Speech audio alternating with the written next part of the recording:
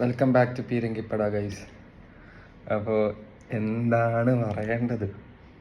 15 times champions, defending champions, lead on Bernabeu, എന്തൊക്കെ മാങ്ങാത്തൊലികളായിരുന്നു. എന്നിട്ട് എന്തായി? പവനായി ഷോവായി എന്ന് പറയുന്ന പോലെ Arsenal 2-1 win at Bernabeu, Santiago Bernabeu, and marching to semi finals of UCL.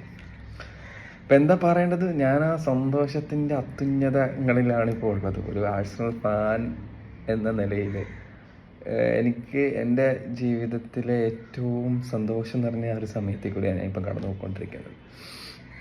അപ്പം ആ റയൽ മാഡ്രിഡിൻ്റെ അഡ്മിനും അല്ലാതെ പടച്ചുവിട്ട റമണ്ടാട നടക്കുമെന്നുള്ള വീഡിയോസും എഡിറ്റഡ് വീഡിയോസുമായിട്ട് സോഷ്യൽ മീഡിയ നിറയെ റയൽ മാഡ്രിഡ് തിരിച്ചു വരുമെന്നുള്ള രീതിയിലുള്ളൊരു എന്താ പറയുക, ഒരു ഒരു ഒരു ഒരു ഒരു ഒരു രീതിയിലുള്ള കാര്യങ്ങളായിരുന്നു നടന്നുകൊണ്ടിരുന്നത്.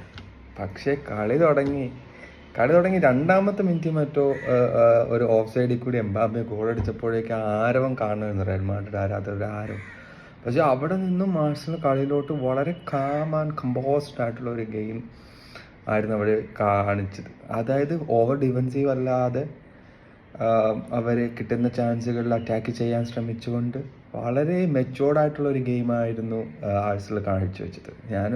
ഞാനും ഇത്രയും കടുത്ത ആരാധകനായ ഞാൻ പോലും അവർ ബോട്ടിൽ ചെയ്യുമോ? Because Real Madrid and UCL love story is better than Twilight എന്നാണ് പറയുന്നത്. കാരണം അങ്ങനെ ഞാൻ പോലും ആലോചിച്ചതിൽ നിന്നും പക്ഷേ വളരെ മെച്ചുവേർഡായിട്ടുള്ളൊരു ഗെയിം പ്ലാനുമായിട്ട് വന്ന് അത് എക്സിക്യൂട്ട് ചെയ്യുന്നത് നമുക്ക് കാണാൻ കഴിഞ്ഞത്. അതിൻ്റെ അകത്ത് പല ഇൻഡിവിജ്വൽസിനെ എടുത്ത് പറയേണ്ടതായിട്ടുണ്ട്. അവർക്ക് അവരുടേതായിട്ടുള്ള കോൺട്രിബ്യൂഷൻ കൊടുത്ത് നമുക്ക് കൺഗ്രാജുലേറ്റ് ചെയ്യേണ്ടതായിട്ടുണ്ട് ഓരോ പ്ലേയേഴ്സിനെയും.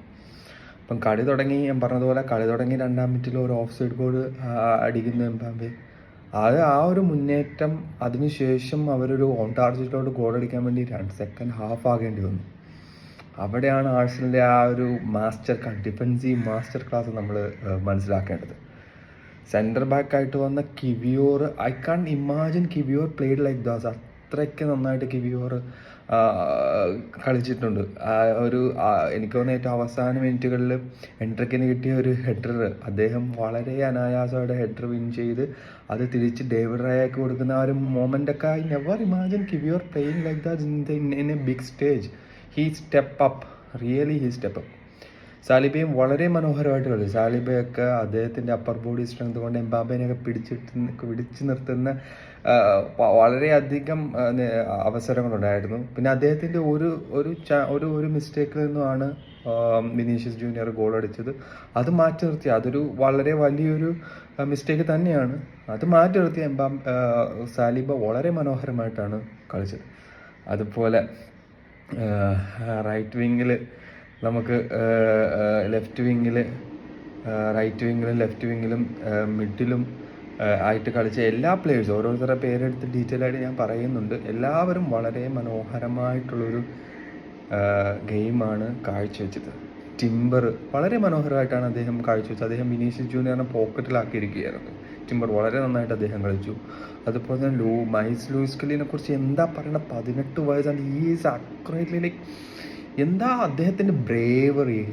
അദ്ദേഹം ബോളുമായിട്ട് മിഡ്ഫീൽഡിലോട്ട് ഇമ്പോർട്ട് ചെയ്ത് ഡ്രൈവ് ചെയ്ത് പോകുന്നത് സോ സൂപ്പർ ടു എന്താ പറയുക.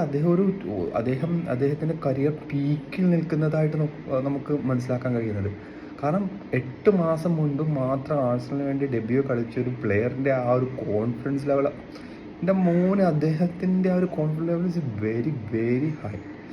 അതുപോലെ തന്നെ മിഡ്ഫീൽഡിൽ എനിക്ക് തോന്നുന്നത് പാർട്ടി എന്നൊക്കെ പറഞ്ഞാൽ ആ ഒരു 3 മിഡ്ഫീൽഡിൽ ഹോൾഡിംഗ് മിഡ്ഫീൽഡറായിട്ട് അത് വളരെ മനോഹരമായിട്ട് കളിച്ചു. ഒഡേഗാർഡിന് വളരെ നന്നായിട്ട് അദ്ദേഹവും കളിച്ചു. അദ്ദേഹം റെസിസ്റ്റൻസ് ഒക്കെ കാഴ്ചവെച്ചു. നല്ല നല്ല പാസസ് അദ്ദേഹം പിക്ക് ചെയ്തു. പക്ഷേ 1-2 ഇടങ്ങളിൽ അദ്ദേഹം ഷൂട്ട് ചെയ്യേണ്ടടുത്ത് പാസ് ചെയ്യേണ്ടടുത്ത് ഷൂട്ട് ചെയ്യുകയും അദ്ദേഹത്തിൻ്റെ ഡിസിഷൻ മേക്കിങ്ങിൻ്റെ അത് ചില പോരായ്മ അദ്ദേഹത്തിനും അദ്ദേഹത്തിൻ്റെയും അദ്ദേഹം വന്നത് റയൽ മാഡ്രിഡിൽ നിന്നാകുമല്ലോ. അപ്പോൾ അദ്ദേഹത്തിൻ്റെ ആ ഒരു ചെറിയൊരു ഫീലിങ്സ് ആയിരിക്കും അദ്ദേഹത്തിന് ചില ഡിസിഷൻ മേക്കിങ്ങിൻ്റെ അകത്ത് ഇനാക്കുറസി വന്നിട്ടുണ്ട്. Declan Rice, what a player, man, what a player. 100 million is really bargain. I think Declan Riceന്റെ ഹാഫ് പ്രൈസ് ആണ് 100 million എന്ന് ഞാൻ ഉദ്ദേശിക്കുന്നു. അതൊരു പെർഫോമൻസ് അല്ല പ്രൂഫ് ചെയ്തത്. What a player, what an absolute player. ഒരു box to box engine, machine. Declan Rice എന്താ മിഡ്ഫീൽഡിൽ കാണിച്ചു കൊണ്ടിരിക്കുന്നത്? എൻ്റെ പൊന്നും, ഒരു രക്ഷയില്ല അദ്ദേഹത്തിനെ കുറിച്ച് പറയാം. ഫസ്റ്റ് ലെഗിൽ എമിറേറ്റ്സിൽ അദ്ദേഹം 2 കിടിലൻ ഫ്രീ കിക്കുകളോടെ ആഴ്സണലിൻ്റെ മുൻപിൽ എത്തിച്ചു. സെക്കൻഡ് ലെഗിൽ അദ്ദേഹത്തിൻ്റെ ഒരു ഡിഫെൻസീവ്, അല്ലെങ്കിൽ അദ്ദേഹം മിഡ്ഫീൽഡ് ഇങ്ങനെ ഭരിക്കുക, ആ പുല്ലൊക്കെ അദ്ദേഹം മീറ്റപ്പ് ചെയ്യുന്ന ശൈലി, അദ്ദേഹം ടാക്ലിങ് ചെയ്യുന്ന എനിക്ക് തോന്നുന്നു ഒരു 2 മേജർ ഇൻ്റർസെപ്ഷൻ അദ്ദേഹം ബോക്സ് ചെയ്തിട്ടുണ്ട്. അത് ഷൂട്ട് എടുക്കേണ്ട 2 ഇൻ്റർസെപ്ഷൻസ് നടത്തി. Is an absolutely great player. Okay, ആഴ്സണലിന് ആ ഒരു മിഡ്ഫീൽഡിൽ ഇല്ലായിരുന്ന ഒരു ഡിഫെൻസീവ്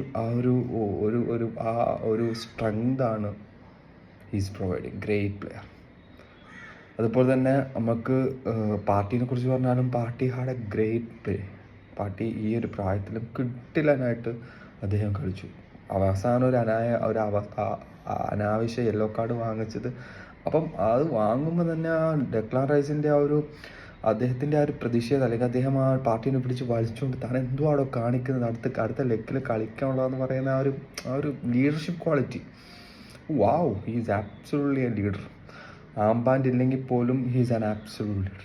പിന്നെ അറ്റാക്കിംഗ് ത്രീ ആഴ്സണലിൻ്റെ Bukayo Saka is giving whole problem to അലാബ.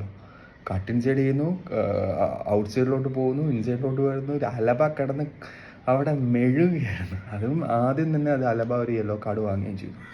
അത്രയ്ക്ക് കിടലായിട്ട് സാക്ക വരുന്നു. സാക്കയുടെ ഒരു മനോഹരമായ ഫിനിഷിലൂടെ ആ പാസ് റിലീസ് ചെയ്യുന്ന Merino is number 9 for us right now.